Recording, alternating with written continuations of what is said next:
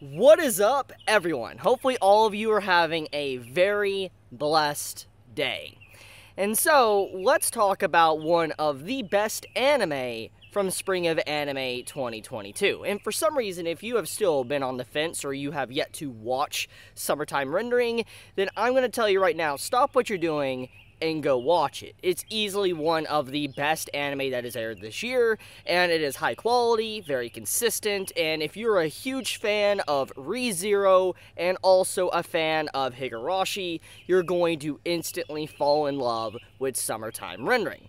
Now, with that little disclaimer out of the way, let's talk about the latest content. The last 3 episodes that have come out, mainly the last 2 episodes with all of the crazy reveals with the shadows, to Ushio, to Shinpei, to finding out, a lot about, shadows, etc. There is a lot of details to kind of cover, and I want to take some time to actually discuss it.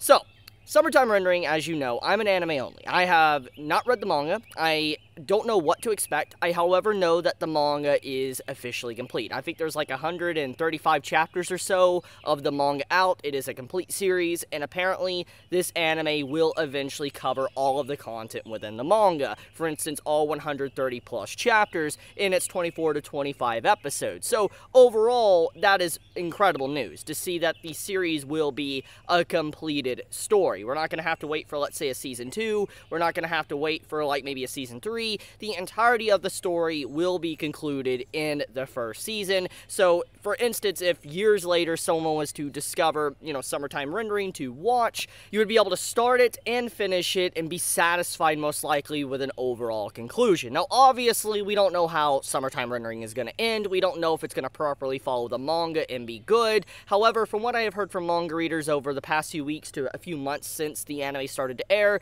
the ending of Summertime Rendering is absolutely incredible. Easily one of the best series that they have ever read. So because of that, and what I have heard, I'm excited to see how it's handled, because so far, it's been great. Consistent animation, consistent art, consistent voice acting, consistent storytelling, and the plot is really mysterious, and even though you find out some answers sometimes throughout the episodes, more questions emerge, especially with, the latest episode of Summertime Rendering. So let's talk about it. 2 Ushios. I gotta say, I am a big fan. I am an absolute big fan of the 2 Ushios that we got through this episode and the last episode. It's sad, though, how the original Ushio died, and I want to talk about that.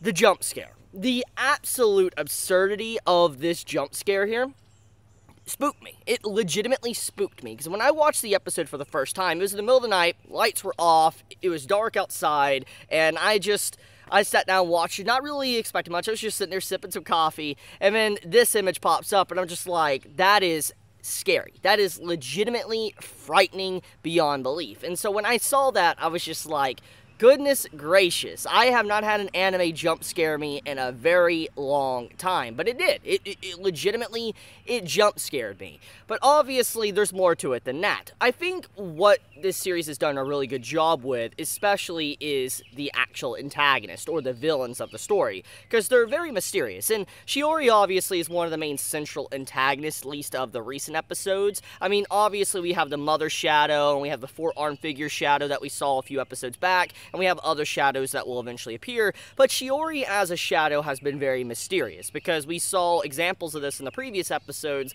that she was different from a normal shadow. She was very strong, durable, and it took a lot more effort to be able to bring her down. She was very calculative, she was able to figure things out very quickly on the fly, and be able to analyze and deal with things in a proper fashion. We saw that with how she was trying to deal with Shinpei an episode later. So because of those facts alone, Shiori is a main central antagonist, and I doubt that we will not see her again. For instance, I feel like before everything is said and done, Shinpei is going to die again. It's common sense. We're only like 9 episodes deep into the series. There's going to be like 24, 25 episodes, so Shinpei's obviously going to die.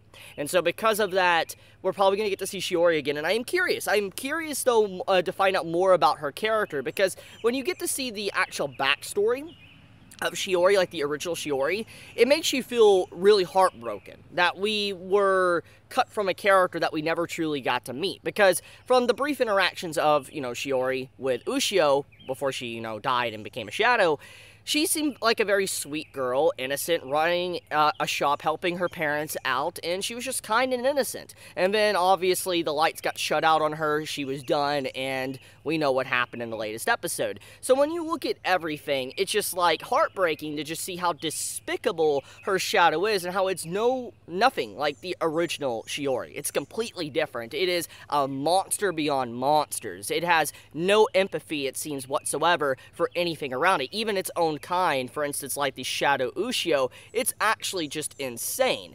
But obviously there's more to it than that. I think what really signifies Shiori as a really interesting antagonist, at least of the recent episodes, is especially the little recording slash flashback we got in the latest episode. Getting to see how the original Ushio died, getting to see how the original Shiori died, and getting to kind of see how everything's set up for the beginning of the series, for instance, episode 1 onward. For instance, getting to see the just Shiori, you know, like drowning Ushio, dragging her down into the water, and then you have the Shadow Ushio try to save her, and then obviously the original Ushio sacrifices herself to save Shiori, but even in the end, the original Shiori still dies. It's heartbreaking, because the sacrifice that Ushio tried to do, it didn't amount to much. That's the sad thing. Obviously, there might be more to it, and there might be more motivation down the road, but at least from the current circumstances, Ushio died and didn't really save anyone at this point. And it's sad. It's really sad because she sacrificed everything, which, let's get into that. The fundamentals of the shadows and the Shadow Ushio, etc. So, obviously, when it comes to shadows, doppelgangers, you know, the main moral or question that some will start asking themselves, can the doppelganger or the shadow ever truly be the original? Are they the same person, or are they different? And we've obviously seen a lot of differences with the shadows from their original counterparts, yes. But when you look at Ushio, she's clearly different. She acts different. She's not malicious, evil. She acts very kind and passive. But obviously we get a little bit more insight that apparently she has the urges to actually get rid of the original Ushio, but she fights back against it. So her overall instinct as a shadow is to get rid of the original, because probably she feels threatened, etc. And so when you see that little interaction, it makes you wonder a little bit about these shadows. Like, for instance, what causes them to be like they are. For instance, we got many examples of shadows already. We have one that was very feral, acted like a rabid animal. We had one that's obviously like Ushio, that's just very kind and passionate. We have one that, you know, is calculative and malicious and the exact opposite of her original. I mean, we have many examples of shadows, and I feel like, you know, Ushio is probably not the only case of maybe a nice shadow. There's probably going to be others out there that is going to be rather kind and probably willing to help out Shinpei and the others, which that's another thing to talk about. I have a belief that Shinpei in some shape or form is a shadow. Now, obviously, from the lore and world building we got, if you already had a shadow, you can't actually, you know, get a shadow. And we saw Shinpei get a shadow around episode 5, episode 6. So clearly, Shinpei is probably the original. But I want to throw something out there. Can a shadow have a shadow? See, that's a question. That's a question I started asking myself while I was watching the episodes. It's because Ushio, technically, when you look at how she interacts with the other Ushio, she acts like the original. She doesn't act any different. She acts like a kind-hearted soul. And I was like, I wonder if a shadow could eventually truly become like the original and actually have its own shape and not need a shadow anymore, and it can have a shadow of itself. And I wonder if something like that might have happened to Shinpei or someone else, because Shinpei has another eye, and there's a lot of mystery around his character and also his past and everything, and also why Ushio herself even somehow can time travel with Shinpei. We don't really have a lot of context on that to begin with. So there's a lot of mysteries here, but I do wonder if a shadow could have another shadow. I probably will be disproven on that, and it'll probably come out to find out that obviously a shadow can't have another shadow.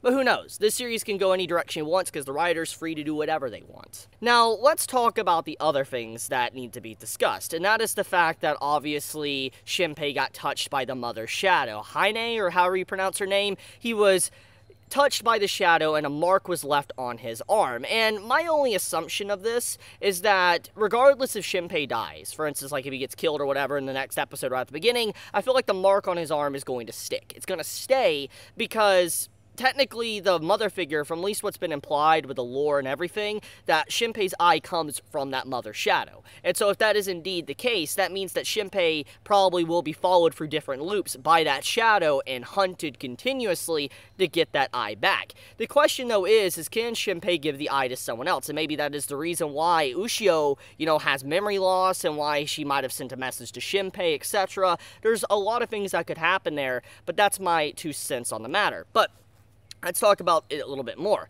Overall, Summertime Rendering is a fantastic anime. Easily one of the best series I have seen from this year. I am absolutely in love with the sheer quality that this show has consistently every single week, with good art, good animation, good voice acting, good storytelling. It's great. And as someone that is a huge fan of ReZero, as someone that loves Higurashi, I'm eating this crap up. I am absolutely loving this show, and it's super hard to not read the manga. So I urge you, if for some reason you still have yet to start Summertime Rendering, stop what you're doing and watch it. It's good. But I'm going to leave the video there. Thank you so much for watching. If you enjoyed my video and you enjoyed my content, please subscribe, leave me a like, etc. And with that, guys, be safe, stay healthy. Chibi out.